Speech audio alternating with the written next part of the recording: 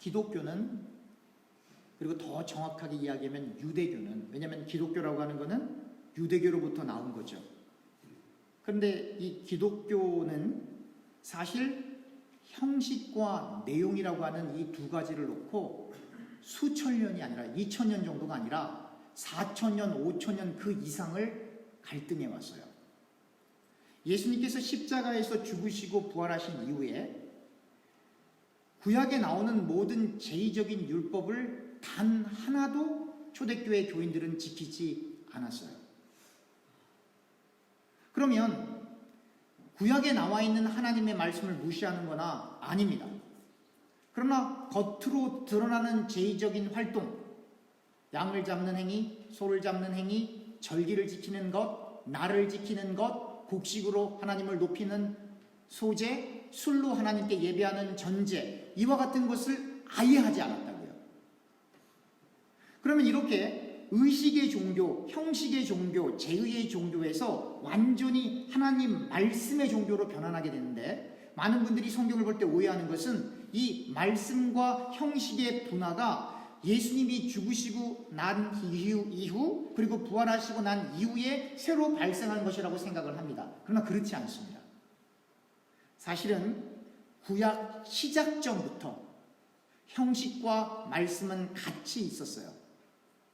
그런데 사람들이 형식이라고 하는 것, 제의라고 하는 것에 만족하고 거기에 몰입해 있을 때마다 하나님께서 하나님의 성신을 부어서 하나님의 말씀을 전달하게 하는 이들이 있었는데, 그들을 성경에서 선지자 이렇게 표현을 합니다. 그런데 여러분, 사도행전 2장 29절에 보면 놀라운 표현이 하나 나옵니다. 우리 한번 찾아볼까요? 사도행전 2장 29절입니다.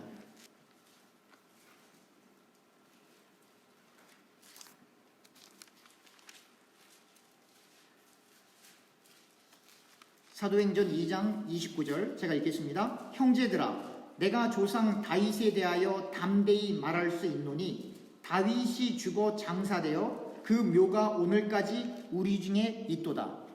그는 누구죠? 다윗은, 지금 그는 다윗이에요.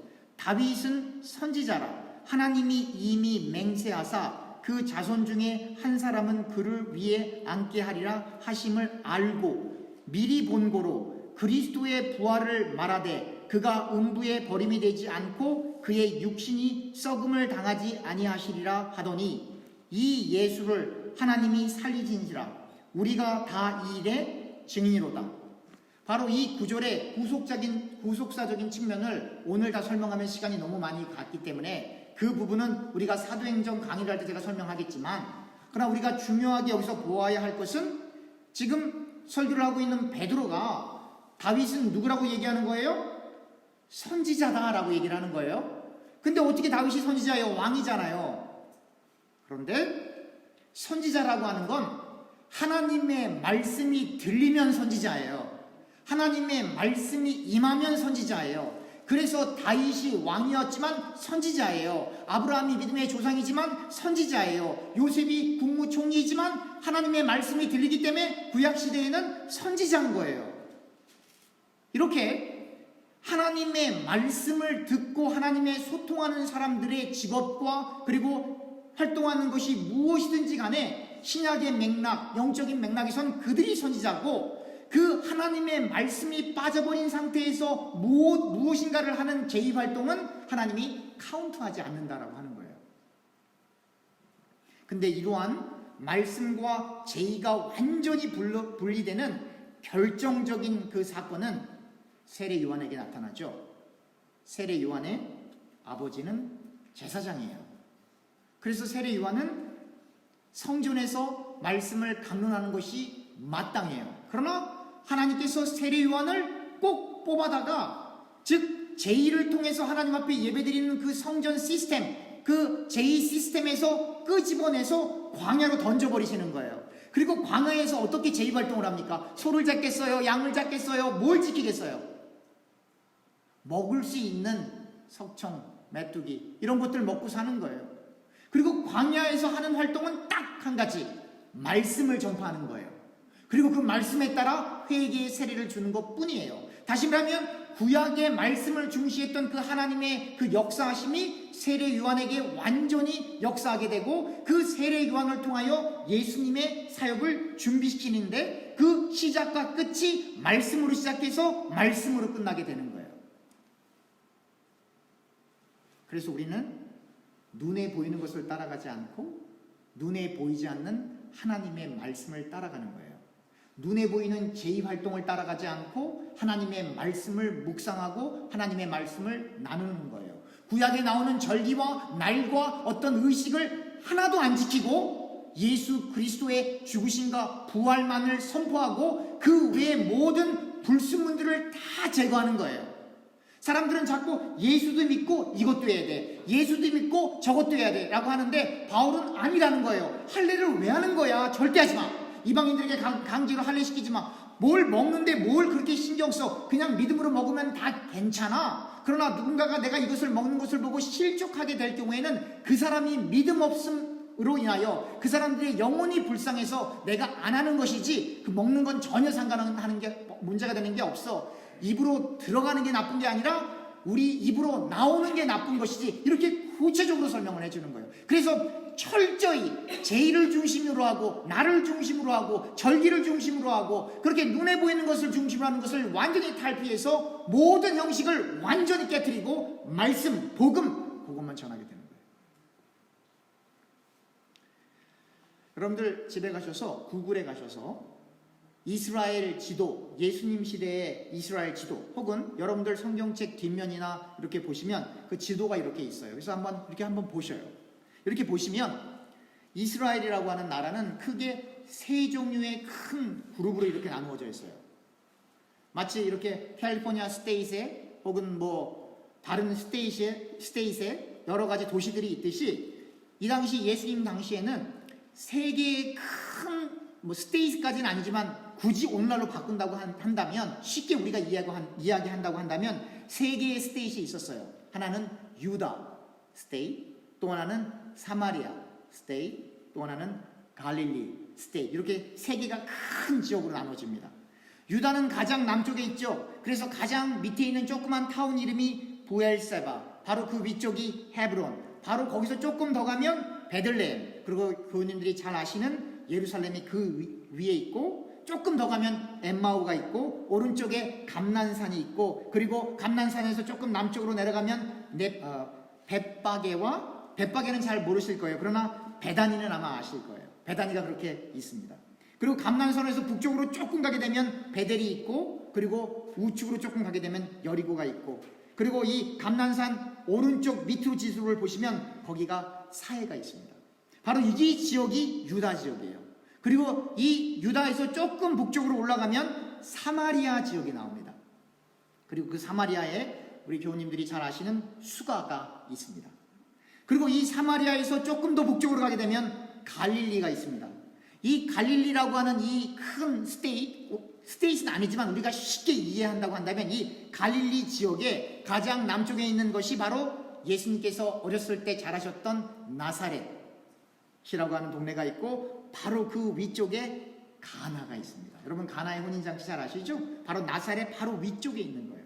그리고 조금 더 갈릴리 호수 방면으로 조금 오른쪽으로 쭉 가게 되면 디베라가 있고, 그 위에 막달라가 있고, 그 위에 그렇게 유명한 가버나움이 있습니다. 그리고 바로 그 위에 고라산이 있고, 이 가버나움과 막달리 우측에 갈릴리 호수가 있습니다. 그리고 북쪽으로 쭉 올라가게 되면 헤르몬산이 있게 됩니다. 그런데 제가 오늘 이야기하려고 하는 것은 이 바로 가버나움이에요. 여러분, 이 가버나움이라는 말은 나움의 마을이라는 뜻이에요. 여러분, 가버나움 하면 생각나는 사건들이 많이 있죠. 베드로의 장모님이 열병으로 고통을 받고 있었는데 예수님께서 그 베드로의 장모님의 열병을 고치셨던 것이 바로 가버나움입니다. 그리고 이 가버나움에는 로마 군인들이 주둔했었어요. 그래서 여러분들이 잘 아시는 백부장의 하인을 고치는 대목도 바로 가버나움입니다. 그리고 이 가버나움에서 마태가 제자로 부름을 받습니다. 더 놀라운 것은 예수님께서는 나사렛 지역에서 자라셨지만, 그러나 마태는 이 가버나움을 지칭할 때 예수님의 홈타운 이렇게 표현을 합니다. 우리 찾아볼까요? 마태복음 9장 1절입니다.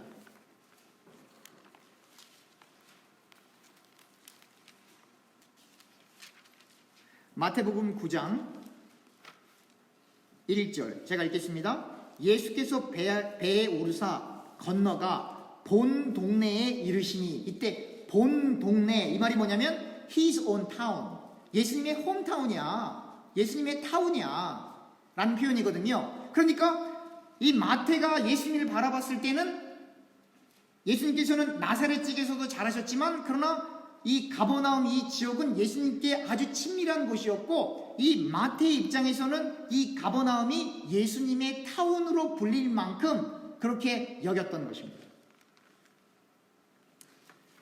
그리고 이 가버나움에서 예수님께서 귀신들을 많이 몰아내셨어요.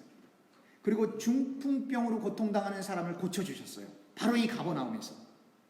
그리고 수많은 질병으로 고통받는 이들을 다 고쳐주셨어요. 그뿐이 아닙니다. 그렇게 유명했던 오병이어의 기적도 바로 이 가버나움에서 일어났습니다. 그런데 가버나움 사람들은 회개하지 않았어요. 예수를 안 믿었어요. 그래서 예수님께서 너무 화가 나서 이렇게 말씀을 하십니다. 마태복음 11장 23절입니다. 마태복음 11장 23절. 가버나움아, 내가 하늘에까지 높아지겠느냐?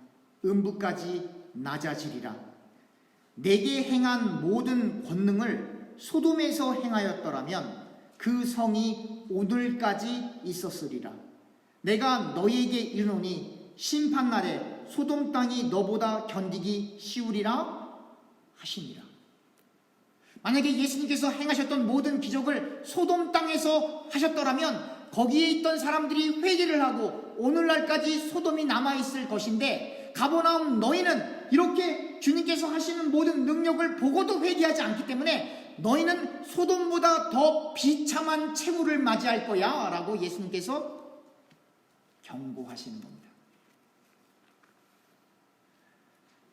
사랑하는 교우님들, 수많은 기적이 일어났지만 병이 낫고 귀신들이 쫓김을 받고 모든 육체의 질병, 오병이의 기적이 행해지고 질병들이 치유되고 하는 일들이 많이 일어났지만, 그러나 그 기적으로 가버나움 사람들이 회개하지 않았어요.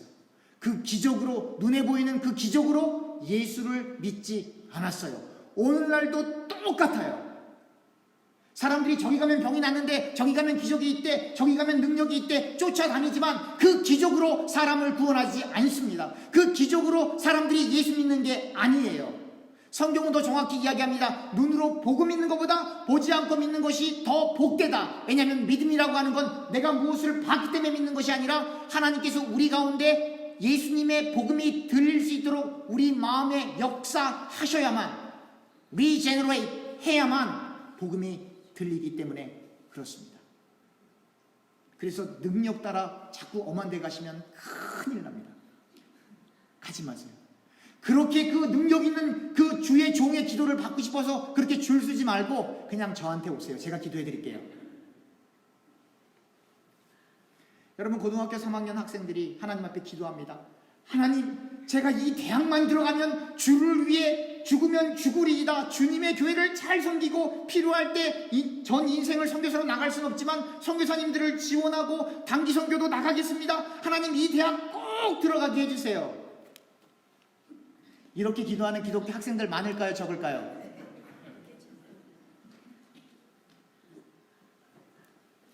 그렇게 기도한다고 해서 그들이 원하는 대학에 다 들어가는 것은 아니지만, 그렇게 기도해서 기도의 응답을 받았다고 합시다. 그래서 그들이 대학을 들어가면 저한테 전화가 와요. 전도사님, 제가 어제 술을 너무 많이 먹어서 오늘 제가 교회 가긴 좀 힘들 것 같습니다. 전도사님, 제가 이번에 MT를 가야 하기 때문에 이번 주일 성경학교 교사는 못하겠습니다. 죄송합니다. 실제예요. 제가 없는 말을 만드는 게 아니라 실제라고요. 하나님 저 이번에 승진만 시켜주면 제가 주님께 더 헌금도 많이 하고 목사님을 잘 서포트하고 선교사님들을 위해서 헌금도 더 많이 하고 교회에 열심히 일하겠습니다. 그렇게 기도하는 회사원들이 많겠어요, 적겠어요? 많죠. 물론 그렇게 기도한다고 다 이루어지는 것은 아니지만 이루어졌다고 합시다. 저한테 전화가 와요.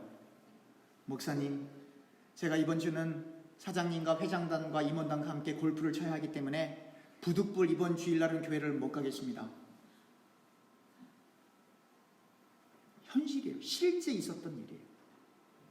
목사님, 제가 임원단들과 함께 한 2달 정도 여행을 가야 하기 때문에 2달 동안 교회를 못 오겠습니다. 현실이라고요.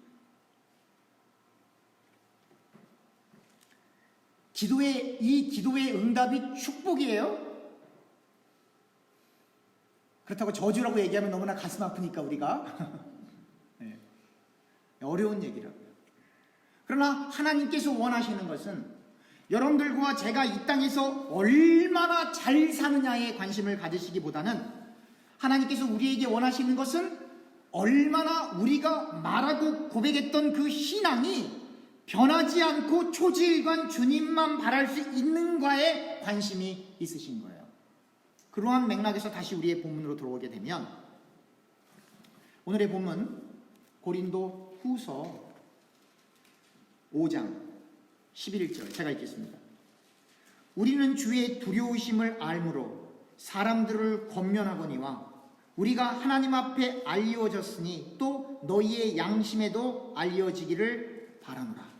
여기 보면 주의 두려우심을 알므로, 여러분 보통 교회 가면 뭐라 그래요? 하나님은 사랑입니다. 하나님은 자비입니다. 하나님은 당신을 사랑합니다. 당신은 사랑받기 위해 태어났습니다. 그래서 하나님을 경외하는 것을 잊어버려요. 하나님이 얼마나 무서운 분인 걸 사람들이 다 잊어버려요. 구약 역사를 보세요. 하나님의 백성들이 하나님을 벗어났을 때 하나님께서 이스라엘 백성들을 광야에서 어떻게 하셨어요?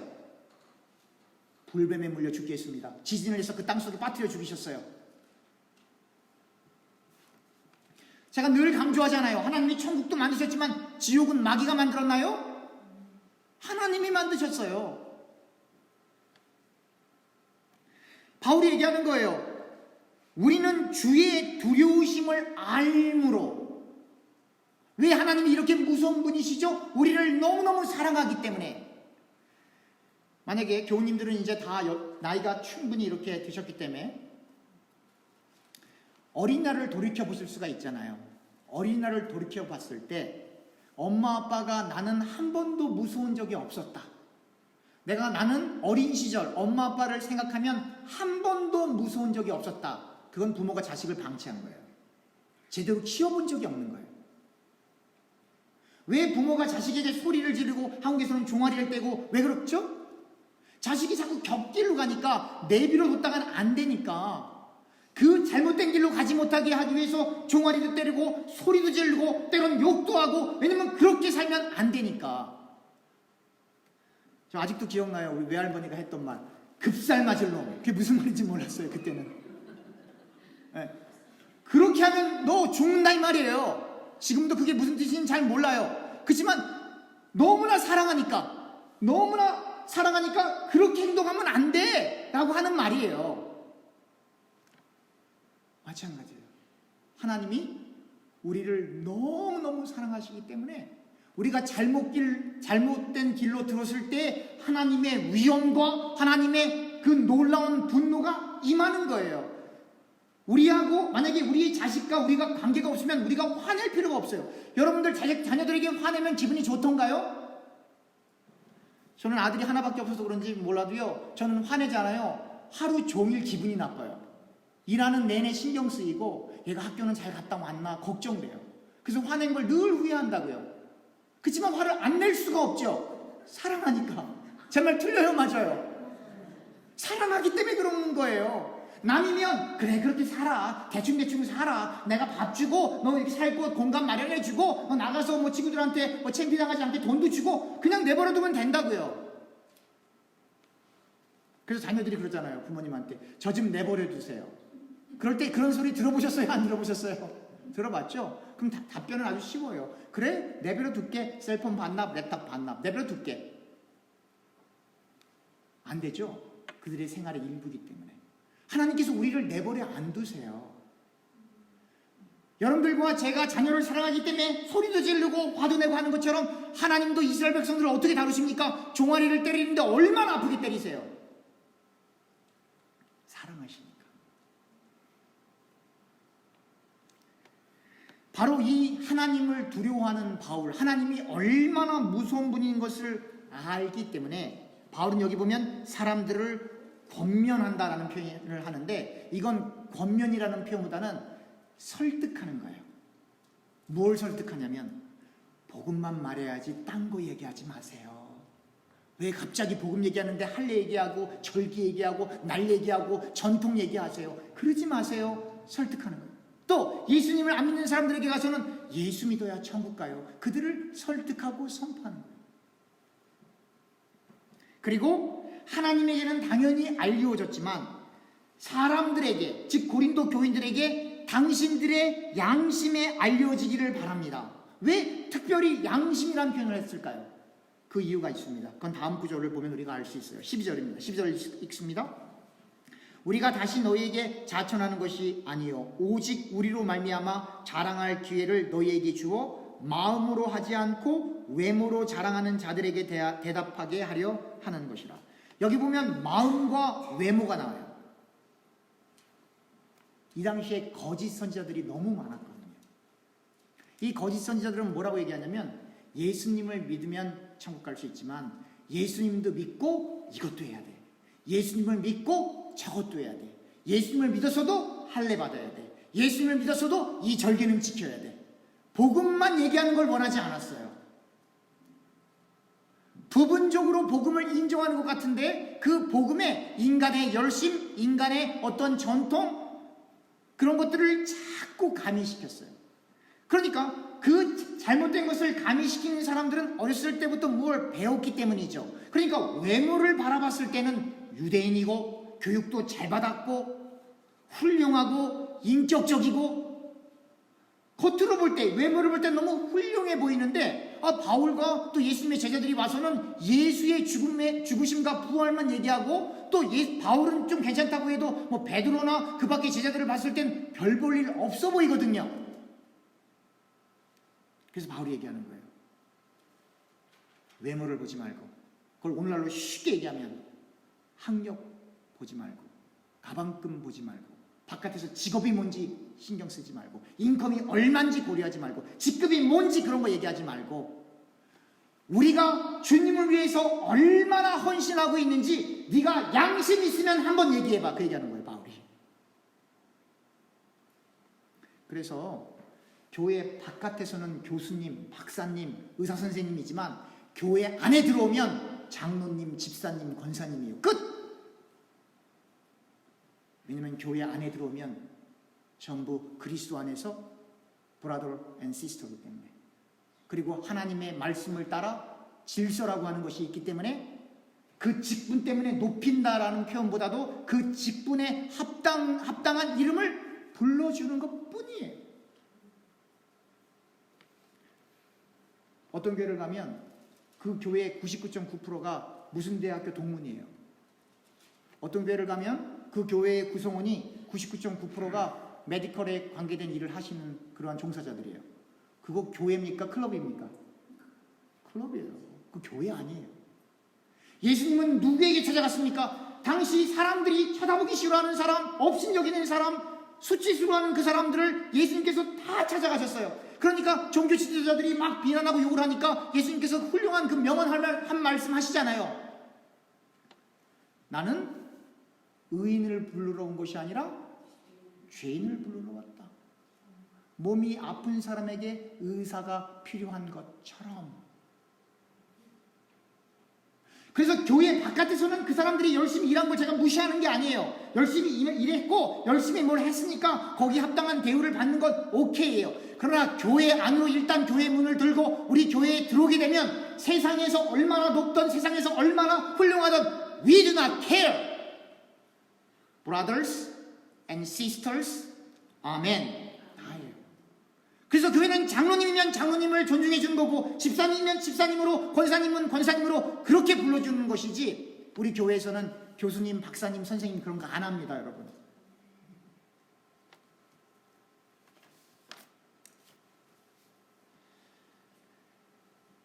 13절에 보면 또 대단히 훌륭하고 또 대단히 극단적인 표현이 나오는데요. 13절 이겁니다. 우리가 만일 미쳤어도 하나님을 위한 것이요 정신이 온전하여도 너희를 위한 것이니. 이게 무슨 뜻이냐면 예수 안 믿는 사람들이 바울을 봤을 땐 미친 거예요. 가말리엘 학풍에서 공부했죠. 유대인 중에 유대인이죠. 로마 시민권까지 있었죠. 공무를 행하는 아주 높은 사람이었죠. 정말 하나님을 열심히 섬겼는데 이제 예수를 믿고 났더니 도망자가 되고 그리고 너무나 어려운 인생을 사는 거예요. 그리고 늘 예수만 얘기해요. 철학자들과 만나서 얘기할 때 헬라 철학과 헬라어를 아주 유창하게 다 하지만 결론은 예수만 얘기하는 거예요. 유대교 전통을 너무나도 잘 알고 있지만 본인도 예수님을 믿기 전에는 정말 말씀을 철두철미하게 지켰지만 그러나 그거 다 필요 없다고 얘기하면서 그 말은 뭐냐면 자기를 부인하는 거거든요. 자기가 어렸을 때부터 지켜왔던 그걸로는 구원 못 받아. 그건 철저한 자기 부인이거든요. 그러니까 유대인이 봤을 때도 미친 거고 헬라인들이 봤을 때는 꺼리는 거고 하여튼 불신자들이 봤을 때는 완전히 제정신이 아닌 거예요. 그러나 복음이 들리는 사람들, 하나님을 만난 사람들은 바울을 보면 참 진짜 사도구나 그렇게 보이는 거예요. 그래서 바울이 얘기하는 거예요. 내가 미쳤어도 하나님을 위해 정신이 온전하게 비추어진다 할지라도 그것은 너희 가운데 있는 성령의 역사이기 때문에 너희를 위해. 그러니까 바울은 사람들의 눈치를 봤다는 거예요? 안 봤다는 거예요? 절대로 안 봤다는 거예요. 목에 칼이 들어와도 대나무가 부러질 때는 부러지더라도 타협을 하지 않은 거예요, 바울은. 그러니까 그렇게 힘든 인생을 산 거예요. 그러나 거짓 선지자들은 하나님의 말씀은 여긴데 사람들이 요걸 좋아하니까 하나님의 말씀을 증거하지 않고 요거를 전하는 게 거짓 선지자예요. 그리고 거짓 선지자들이면 선지자들수록 외모가 출중해요. 어느 대학에서 박사학위를 했대. 교인이 몇 명이래. 텔레비전에도 나왔대. 컬럼이 유명하대. 책이 베스트셀러래.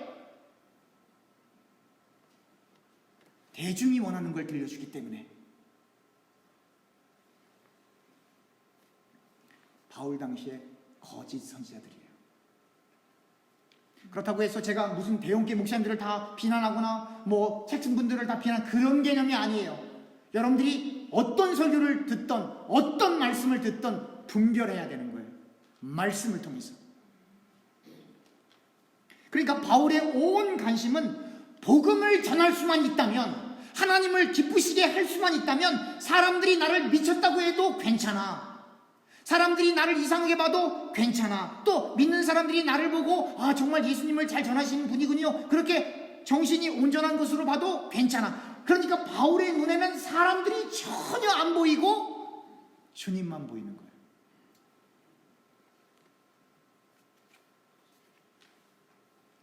여러분들 그렇게 되고 싶으세요? 그렇게 되기를 기도하는 것이 하나님의 나라와 하나님의 의를 구하는 사람이에요. 그래서 자기 부인을 하지 않고는 그 길을 가고 싶은 사람이 아무도 없어요. 그래서 제가 지난주에 또 어제 아침에 설명해 드린 것처럼 하나님께서 우리가 자기 부인 못하는 것을 잘 알고 계시기 때문에 하나님의 말씀의 방망이로 우리의 옛 자아를 완전히 가루가 될 때까지 완전히 스트라이크 하시는 거예요. 우리 스스로 못하니까. 마치 여러분들이 자녀가 어렸을 때 막 소리도 지르고 때론 욕도 하고 그렇게 했던 것처럼, 왜냐면 그대로 두면 안 되니까. 인간이 안 되니까. 공부 잘하는 게 뭐 그렇게 중요해요. 공부 아무리 잘해도 인간이 안 되면 그 공부 잘하는 것 때문에 타락해요. 아무리 돈을 많이 벌어도 인간이 안 되면 그 돈 갖고 타락하고 죄 짓고 결국은 교도소 갈 가능성이 훨씬 더 많아요. 인간이 안 된 상태에서 유명해지고 매스컴을 타고 정치인이 되면 그 사람은 그 유명해지고 훌륭해진 것 때문에 타락하고 망가지고 교도소 갈 가능성이 훨씬 더 많아요. 여러분 신문표 보면 다 나오잖아요. 세상에서 얼마나 잘 사느냐가 중요한 것보다, 중요하죠. 그러나 더 중요한 것은 인간이 되었느냐, 인간이 된 것보다 더 중요한 것은 신앙이 있느냐. 그렇게 흘러가는 거예요. 그리고 신앙이 일단 들어가면 인간이 아무리 괴팍해도 이렇게 된다고요. 이렇게 된다고요. 점점 안 나와요. 하나님이 우리의 목줄을 탁 잡고 있기 때문에. 그 말이 뭐예요? 하나님께서 하나님의 교회들의 촛대를 잡고 있는 것이지, 하나님의 교회 아닌 교회는 이미 촛대를 놔버렸기 때문에 그냥 놔두시는 거예요. 14절 15절 그리스도의 사랑이 우리를 강권하시는도다. 이 강권한다는 말은 그리스도의 사랑이 우리를 컨트롤한단 말이에요. 여러분들 스스로를 컨트롤하면 여러분 기독교인들 아닙니다. 여러분들과 저는 그리스도의 사랑에 의해 통제받아야 돼요. 계속 읽겠습니다. 우리가 생각하건대 한 사람이 모든 사람을 대신하여 죽었은즉 모든 사람이 죽은 것이라. 그가 모든 사람을 대신하여 죽으심은 살아있는 자들로 하여금 다시는 그들 자신을 위하여 살지 않고 오직 그들을 대신하여 죽었다가 다시 살아나신 이를 위하여 살게 하려 함이라. 주님께서 죽으시고 부활하신 이유는 궁극적으로는 우리가 천국 가기 위함이 맞아요. 그러나 오늘 바울이 분명하게 설명해 주고 있어요. 그리스도께서 죽으시고 부활하신 이유는 지금까지는 너희가 너희 뜻대로 인생을 살았지만 앞으로는 주님을 위해서 인생을 살아야 하기 때문에 주님께서 십자가에 달려 죽으시고 부활하셨다는 거예요. 그래서 제가 교우님들에게 늘 말씀드리는 거예요. 빨리 계획 있으면 접고, 빨리 내가 하려고 하는 거 있으면 접고, 그 꿈과 계획을 그냥 포기하고 버리라는 얘기가 아니라 그 꿈과 계획을 제단 앞으로 갖고 와서 주님 앞에 내려놓고 주님과 소통하라는 거예요. 왜냐하면 우리는 우리 뜻대로 사는 존재가 아니기 때문에, 주님의 뜻대로 살기 위하여 부름받았기 때문에. 그래서 우리 교단에 아주 훌륭하신 목사님들 많으신데 그 중에 한 분 이미 돌아가셨어요. 여러분 유진 피터슨이라고 혹시 들어보셨어요? 우리 교단 목사님이세요. 이분이 뭐라고 말씀하셨냐면 기독교인은 딱 두 가지로 정의가 되는데, 하나는 제자, 또 하나는 나그네. 끝. 왜 그러냐? 제자라고 하는 건 뭐예요? 스승의 뜻대로 인생을 살아가겠다는 거죠. 오늘날 얘기하는 학교에서 선생님과 제자 그 관계 아니에요. 예수님 당시에 예수님과 제자의 그 관계를 얘기하는 거예요. 예수님의 제자들은 그들의 모든 일상을 다 포기하고 주님을 따라다녔어요. 여러분들과 저에겐 일상이 있지만 그러나 여전히 주님을 따라가는 거예요. 우리가 마치 구약에서 모든 율법을 안 지키지만, 그 형식에 나타난 그 율법을 안 지키지만 여전히 그 율법에 깃들어져 있는 하나님의 말씀과 하나님의 정신은 여전히 지키는 것처럼, 외형은 안 지키지만 그 말씀은 여전히 우리가 따라가고 있는 것처럼, 우리가 우리의 일상이 있지만 여전히 주님만 따라가는 거예요. 주님을 위해서 열심히 일하는 거고, 주님을 위해서 우리가 경제활동하는 거고, 주님을 위해서 교회를 섬기는 거고, 주님을 위해서 가정을 돌보는 거예요. 주님 때문에. 그래서 우리는 우리의 직장에서 우리의 보스가 내 상사가 아닙니다. 여러분들의 기업토에서 여러분들이 사장님이라 할지라도 여러분들이 사장 아니에요. 여러분들의 사장님은 주님이고, 기업토에서 혹은 일터에서 우리 보스는 이 몇몇 안 되는 그 사람들이 아니고 주님이 우리의 보스이기 때문에 주님 앞에서 일을 하는 거예요. 사람들이 우리를 보든 안 보든 상관없이, 내가 더 높아지거나 내가 더 인컴을 더 많이 벌기 위해서가 일을 하는 것이 아니라 주님이 내 보스이기 때문에 주님을 위해서 하는 거예요. 그래서 천국을 정말로 소망하는 사람은 이 땅에서 정말로 정직하고 성실하게 살기 위해서 최선을 다하는 거예요. 왜냐하면 내게 없기 때문에.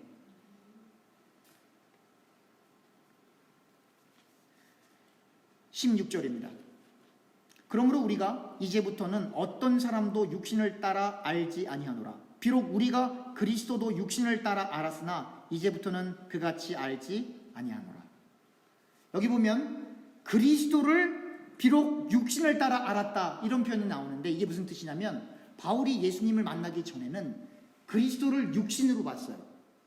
근데 유대인들이 그 메시아를 기다리고 있었거든요. 근데 어떤 메시아를 기다리고 있었냐면 다윗 왕처럼 강력한 왕권을 가지고 로마를 단 한 번에 쳐부시고, 그리고 모든 지역을 다 제패해서 이스라엘이 전체 세계를 다스리는 강력한 중앙집권을 차지할 그 메시아를 기다리고 있었거든요. 근데 예수님이라고 하는 분이 오셨어요. 사람들이 메시아래요. 가봤더니 병들 고쳐주고 귀신을 쫓아내지만 예수님께서 뭐라고 말씀하세요? 나는 머리 들 것도 없다, 이런 표현까지 하세요. 그리고는 결국 하나님의 뜻과 섭리 가운데 십자가 처형을 당하는 그 모습을 보면서 육신으로 볼 때는 저분은 false messiah, 가짜 그리스도네. 근데 그 육신으로 볼 때는 가짜였는데, 그리스도가 가짜였는데, 다메섹 도상에서 예수를 만나고 다시 그분을 보니까 내가 가짜였구나. 내가 하나님을 열심히 믿는다고 했는데 내가 가짜고 저분이 진짜시구나. 그래서 그리스도가 보이는 거예요. 그 다음부터 바울은 영의 눈으로, 믿음으로 주님을 보니까 그분이 그리스도인 거예요. 마찬가지로 사람들을 대할 때도 이분이 사장님이래, 이분이 교수님이래, 이분이 박사님이래, 이렇게 사람들을 외모로 보는 걸 스탑한 거예요. 바울이 무엇으로 보냐? 교육을 많이 못 받았어도 저분이 장로님이세요. 글씨를 잘 못 읽어도 저분이 권사님이시래요. 뭘 보기 시작한 거예요? 믿음, 영적인 눈이 열려버린 거예요, 바울이. 그러니까 오늘날도 우리는 이 바울의 눈이 열렸던 것처럼 우리의 눈이 열려야 돼요. 세상에서 무엇을 했느냐? 세상에선 중요해요. 그러나 교회에선 중요하지 않아요. 어린아이 같은 믿음, 주님만을 온전히 바라볼 수 있는 믿음, 주님만을 절대적으로 의존할 수 있는 믿음, 그 믿음만 중요한 것입니다. 말씀을 맺겠습니다. 제가 하나님이 없다면 제가 교회에 나온다고 했어요? 안 나온다고 그랬어요? 제가 갈 데는 없어도, 부르는 데는 없어도 저는 갈 데 많은 사람이에요. 부르는 데는 없어도 갈 데는 많은 사람인데 갈 데를 가본 적이 없어요. 왜? 하나님이 살아계시니까. 오늘 제 아들이 그러더라고요. 아빠는 주중에도 일하고 주일날도 교회하면 우리는 언제 여행가? 한마디 더. 아빠 돈 벌어서 뭐해? 제 아들이 저한테 그러는 거예요. 제가 그것에 대해 답변을 안 하고 웃기만 했죠. 그러나 저는 그 답변을 우리 교우님들에게 한 적이 있어요. 한 번. 여러분, 여기가 알프스입니다. 아멘 해야죠. 여기가 하와이입니다. 여기가 성지 순례지입니다. 아멘 더 나와야 되는데. 여기가 히말라야입니다. 거기 가서 웬 시간 낭비, 돈 낭비, 에너지 낭비, 뭘 거기를 가요? 주님 앞에 있는 그곳이 천국인데 어딜 갑니까? 기도하겠습니다.